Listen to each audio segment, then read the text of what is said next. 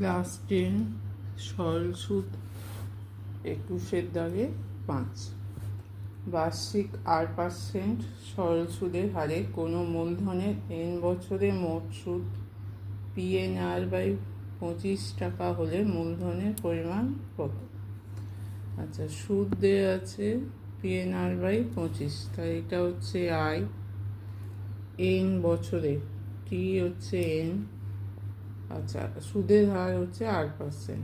কি বার করতে হবে? মূলধনের পরিমাণ, মানে P' বার করতে হবে। তাদের সমান হচ্ছে, ধরি মূলধন হচ্ছে P', ধরি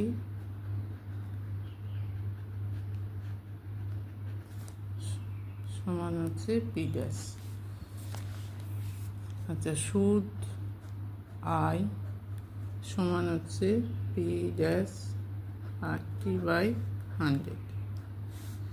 আয়ের জায়গায় হচ্ছে PNR/25, এটা P' যেমন আছে থাকবে, আর থাকছে T এর জায়গায় n/100।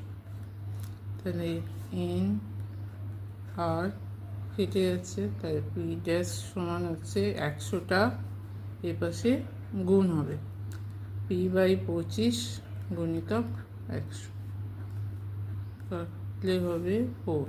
তাহলে P' সমান হচ্ছে 4p টাকা। তাহলে মূলধন হচ্ছে 4p টাকা।